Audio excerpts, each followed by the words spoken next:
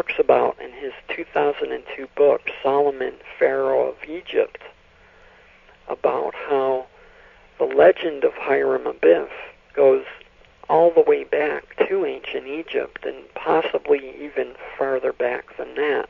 Mm-hmm. So I found that to be interesting. Yeah. So the coincidence of Kennedy being hit in the same exact three places as this legendary, mythical, Freemasonic god, I guess you could call him, Mm-hmm. Or very important saint, Yeah. perhaps we could refer to him as. Hmm. That was just too coincidence for me to wrap my head around. Yeah, definitely kind of in a way connects with the whole Roberto Calvi mess, hanging on the Blackfriars Bridge, and there is again I guess hanging, what was it, with around the noose, of course, but also with your pockets full of bricks and halfway immersed in water. I guess it's all as far as I know it's a replication of a Freemasonic well, not ritualistic murder, but one of the initiation procedures. I don't know if it's the second degree or third or whatever, but there is echoes of these kinds of things in a lot of these murders. One thing also, of course, is as I said earlier, I guess a lot of people involved in and around this. For one thing, let's talk about the Warren Commission itself. This, as far as I know, was filled with Freemasons. Isn't that right? Yeah, that is correct. The Chief Justice Earl Warren was a 33rd degree Freemason.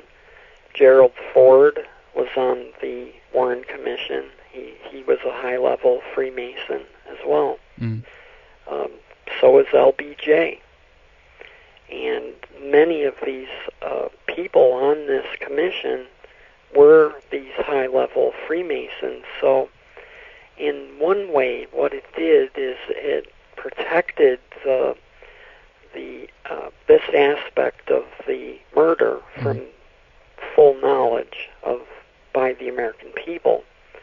And the other thing that it did is it redirected the attention of who the possible culprit or culprits were into a direction that would completely bypass the true involved parties and put us down, many dead ends, of which many JFK researchers have been very frustrated by in the past 40 years. Yeah. Totally stonewalled. And one thing I found very interesting in your article, and one thing I definitely didn't know is about Zapruder, the guy behind the famous Zapruder film. There seems to be, and there even is a book written about the Zapruder film hoax, I think it's called. But tell us about Zapruder and the film and your take on that whole story. I know that he was also Mason, isn't that right? Yeah.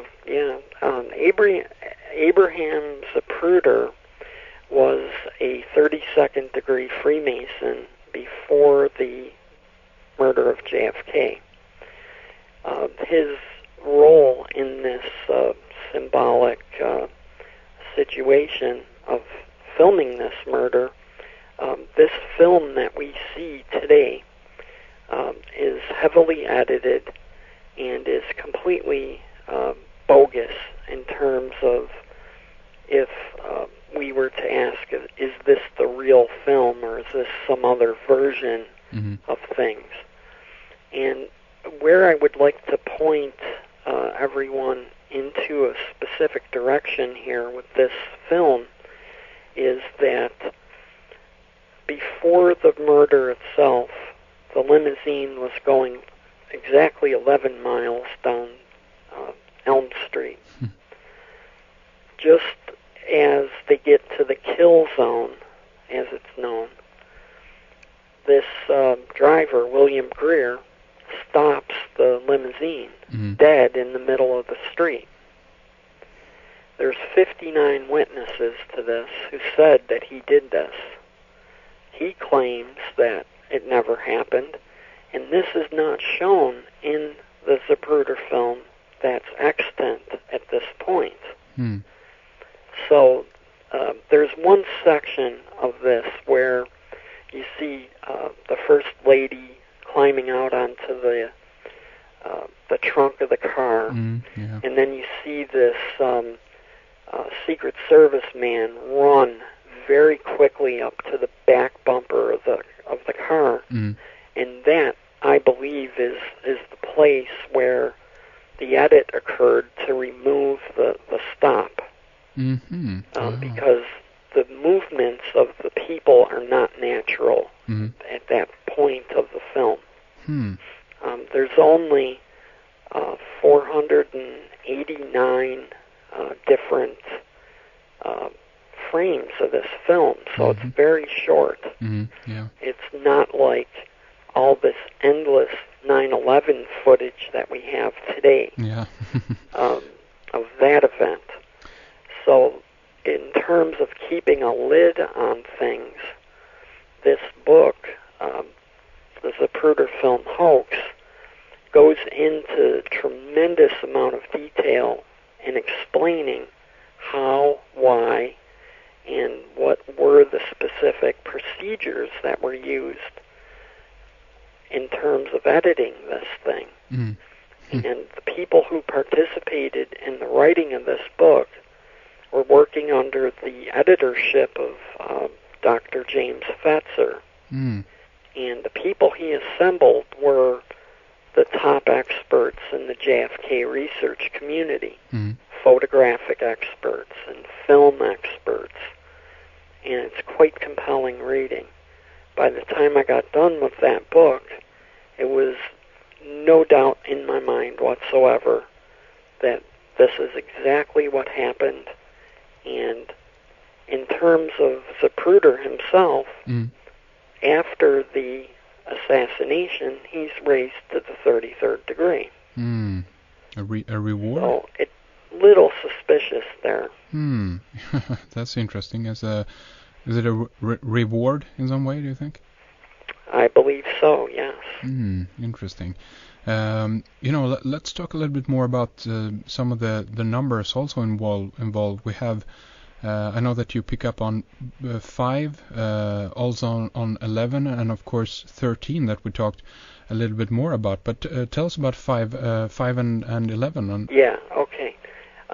In terms of the symbolism with the numbers, what's very interesting to me is the correspondences that we find are very occult in nature.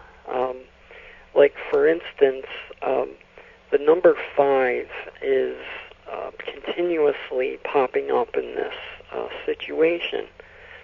For example, on November 23rd, which the 2 and the 3 is a 5, at 12:20 a.m., Lee Harvey Oswald is taken to a maximum security cell on the 5th floor of the Dallas Police Department.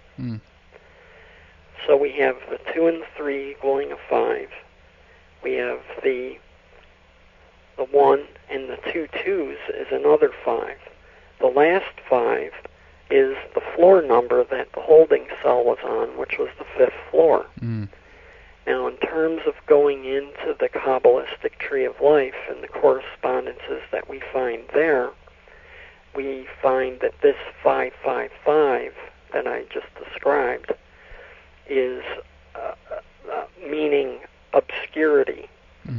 So there was something to obscure here. There was something to cover up. In terms of the tree itself, the number 5 is related to strength, and it also corresponds to the planet Mars, which also was the Roman god of war. Now, the interesting thing is that today in Dealey Plaza there is a cenotaph, which is a war memorial to an individual who died in a war. And JFK didn't die in a war, as far as I know. Maybe it was a war.